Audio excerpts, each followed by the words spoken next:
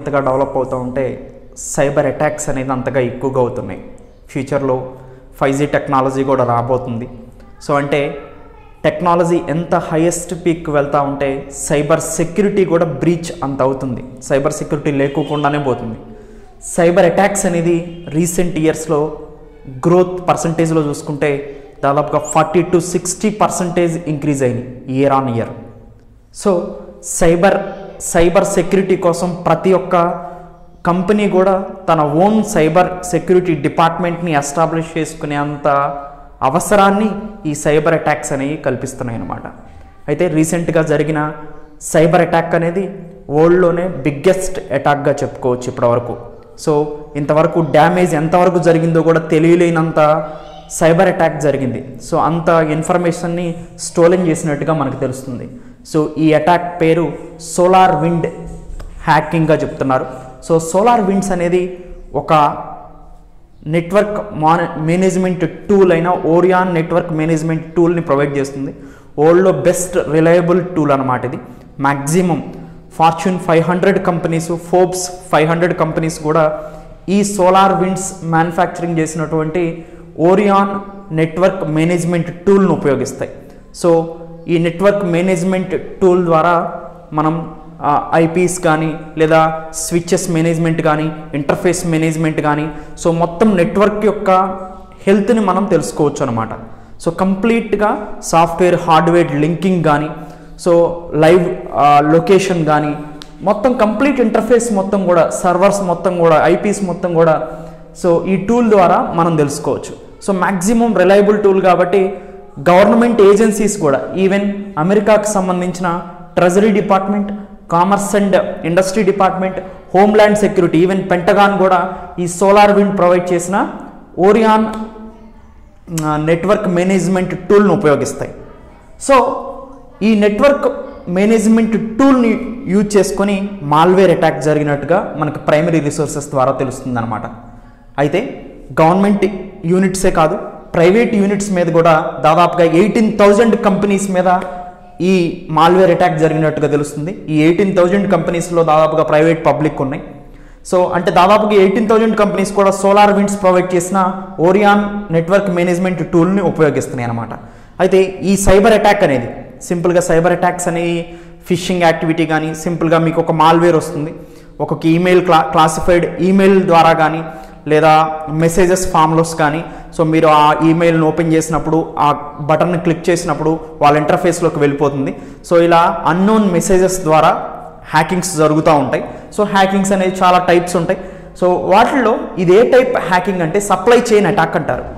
Supply chain attack అంటే ఏంటంటే suppose డైరెక్ట్గా గవర్నమెంట్ ఆఫ్ ఇండియా వెబ్సైట్ని టార్గెట్ చేయకోకుండా government of India website use చేసే సాఫ్ట్వేర్ ఏదైతే ఉందో త్రూ ఆ సాఫ్ట్వేర్ మాల్వేర్ని ఇంజెక్ట్ చేస్తారు. దాన్ని సప్లై చైన్ అటాక్ అంటారు. So supply chain cyber attack అంటారు అనమాట. అంటే సింపుల్గా సపోజ్ ఒక కంపెనీ యూజ్ చేసే సాఫ్ట్వేర్ని కాంప్రమైజ్ చేసి త్రూ ఆ సాఫ్ట్వేర్ ద్వారా సో సిస్టంలోకి తమ మాల్వేర్ని ఇండ్యూస్ చేస్తారనమాట. సో ఈ టైప్ ఆఫ్ సైబర్ అటాక్స్ని మనం సప్లై చైన్ అటాక్ అంటారు. సింపుల్గా అటాకింగ్ సాఫ్ట్వేర్ ప్రొవైడర్నే సప్లై చైన్ అటాక్గా మనం చెప్తామన్నమాట. సో ఇక్కడ మనం ఈ దాదాపుగా 18,000 companies including United states of America departments, government departments ఈ సోలార్ విండ్స్ని యూజ్ చేస్తున్నాయి. ఈ సోలార్ విండ్స్ ప్రొవైడ్ చేసే ఓరియాన్ నెట్వర్క్ మానిటరింగ్ టూల్ను ఉపయోగిస్తున్నాయి అన్నమాట. దీనికి సంబంధించి హ్యాకర్స్ ఎవరైతే ఉన్నారో ఒక సాఫ్ట్వేర్ అప్డేట్ని మార్చ్ 2020లో అంటే సోలార్ విండ్స్ని కాంప్రమైజ్ చేసి వాళ్ళ యొక్క DLL ఫైల్ ద్వారా ఒక సాఫ్ట్వేర్ అప్డేట్ని పంపించారు సోలార్ విండ్స్ కస్టమర్స్ అందరికీ. దాదాపుగా అన్అఫీషియల్గా 33,000 కస్టమర్స్ ఉన్నట్టుగా తెలుస్తుంది. వాళ్ళలో ఆథరైజ్డ్ కస్టమర్స్ 18,000 కస్టమర్స్ ఉన్నారు. ఈ 18,000 కస్టమర్స్ ఇన్ఫెక్ట్ అయినట్టుగా ఈ సైబర్ అటాక్ ద్వారా మనకు తెలుస్తుంది అనమాట. ఈ DLL ఫైల్ అనేది సో బ్యాక్ డోర్గా ఉంటుంది సో HTTP ఫైల్స్కి. సో DLL ఫైల్ అప్డేట్ పంపించడం ద్వారా ఈ అప్డేట్ చేసుకున్న వాళ్ళందరూ కూడా మార్చ్ 2020న హ్యాకర్స్ సోలార్ విండ్స్ యొక్క సిస్టమ్స్ని కాంప్రమైజ్ చేసి వాళ్ళ DLL ఫైల్ ద్వారా వీళ్ళే హ్యాకర్స్ అప్డేట్ పంపించడం జరిగిందనమాట. సింపుల్గా ఈ సోలార్ విండ్ ప్రొవైడ్ చేసిన new management network management tool ఏదైతే ఉందో సో దాని ద్వారానే డిఎల్ఎల్ ఫైల్ అప్డేట్ని పంపించి ఎవరైతే కస్టమర్స్ ఉన్నారో వాళ్ళ యొక్క సిస్టమ్స్ని హ్యాక్ చేయడం జరిగిందనమాట. ఎంతవరకు డేటా పోయిందో కూడా కంప్లీట్గా మనకి ఇన్ఫర్మేషన్ అయితే తెలియదు. సో ఈ నెట్వర్క్ మేనేజ్మెంట్ టూల్స్ అనేది ఇంటర్ఫేసెస్, స్విచ్చెస్, తర్వాత ఐపీ అడ్రస్, నెట్వర్క్ మోడెమ్స్ను మొత్తాన్ని హార్డ్వేర్ అండ్ సాఫ్ట్వేర్ ఇంటర్లింకేజెస్ మొత్తం పెర్ఫార్మెన్స్ని మానిటర్ చేస్తూ ఉంటుందన్నమాట. సో కంప్లీట్గా నెట్వర్క్ మొత్తాన్ని మేనేజ్మెంట్ చేసే టూల్ ఇది. సో అలాంటి టూల్లోనే మాల్వేర్ రావటం వల్ల మ్యాక్సిమం ఇన్ఫర్మేషన్ని స్టోర్ చేసే అవకాశం ఎక్కువగా ఉందన్నమాట. ఎంటైర్ ఇన్ఫ్రాస్ట్రక్చర్ మొత్తాన్ని సో హ్యాక్ చేయడం జరిగింది. అయితే ఇక్కడ విషయం ఏంటంటే ఈ సప్లై చైన్ అటాక్ జరగటం వల్ల ఎంత ఇన్ఫర్మేషన్ పోయిందో తెలియదు. దాంతోపాటు లాంగ్ టర్మ్ ఎఫెక్ట్స్ బాగా ఉంటాయి. ఎందుకంటే సో లాంగ్ టర్మ్లో ఇన్ఫర్మేషన్ని వీళ్ళు ఎక్వైర్ చేస్తూ ఉంటారు మాల్వేర్ పంపించడం ద్వారా. సో కంప్లీట్గా ఇన్ఫ్రాస్ట్రక్చర్ మొత్తాన్ని వాళ్ళు అండర్ కంట్రోల్లో తెచ్చుకున్నట్టే అనమాట, నెట్వర్కింగ్ ఇన్ఫ్రాస్ట్రక్చర్ మొత్తాన్ని. సో దీన్ని ఎంత ఇన్ఫర్మేషన్ వెళ్ళిపోయింది అనేది చెప్పలేము, ఎంత ఉండింది అని చెప్పలేము. కంప్లీట్గా టోటల్ ఇన్ఫర్మేషన్ యాక్సెస్ అయ్యే అవకాశం ఎక్కువగా కనిపిస్తుంది. సో ఇది ఇప్పుడే చెప్పలేము, ఎంత లాంగ్ టర్మ్లో ఎఫెక్ట్ ఉంటుందో తెలియదు అనమాట. వీళ్ళు మార్చ్ 2020లో ఈ నెట్వర్కింగ్ మేనేజ్మెంట్ టూల్ ద్వారా సో మేజర్ డిపార్ట్మెంట్స్ని హ్యాక్ చేయడం జరిగిందనమాట. సో ఎంత డ్యామేజ్ జరిగిందనేది కూడా ఇప్పుడు చెప్పలేం, ఎందుకంటే ఇది లాంగ్ టర్మ్ ఎఫెక్ట్ని చూపిస్తుంది. సో ఈవెన్ కొన్ని క్లాసిఫైడ్స్, అన్క్లాసిఫైడ్ ఇన్ఫర్మేషన్ కూడా ఉంటుంది. సో అంటే అసలు ఎటువంటి నెట్వర్కింగ్లో కూడా అంటే డేటాబేస్కి కలవకోకుండా ఇన్ఫర్మేషన్ని స్టోర్ చేస్తూ ఉంటారు. సో వీటిని మనం క్లాసిఫైడ్ ఇన్ఫర్మేషన్, అన్క్లాసిఫైడ్ ఇన్ఫర్మేషన్ అని కూడా అంటారు. సో కొంత యూఎస్ఏ ఏం చేస్తుందంటే డైరెక్ట్గా నెట్వర్కింగ్ మేనేజ్మెంట్కి అటాచ్ చేయకుండా ఇండివిజువల్ సిస్టమ్స్లో డేటాని స్టోరేజ్ చేయడం జరుగుతుంది. అంటే ఎటువంటి నెట్వర్క్ కనెక్షన్, ఇంటర్నెట్ కనెక్షన్స్ లేకోకుండా కంప్లీట్గా డ్రై సిస్టమ్స్ అనమాట. సో అలాంటి ఇన్ఫర్మేషన్ ఉంటుందేమో కానీ ఫ్యూచర్లో మాత్రం అంధకారంగా మారిపోయింది. మనం ఆన్లైన్లో ఏం చేసినా కానీ అటాక్స్కి గురయ్యే అవకాశం ఎక్కువగా ఉంది.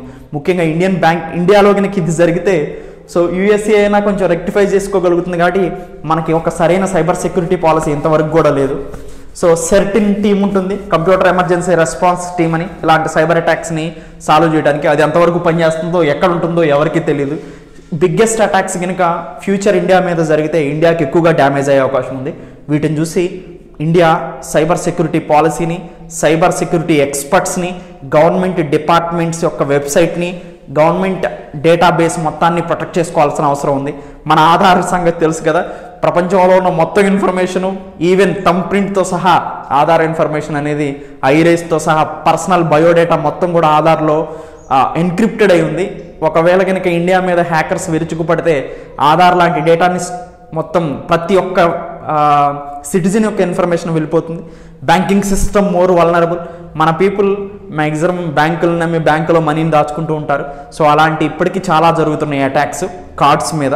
సో ఇలాంటి సైబర్ అటాక్స్ జరిగితే ఇండియా యొక్క స్థితే ప్రశ్నార్థకంగా మారుతుంది.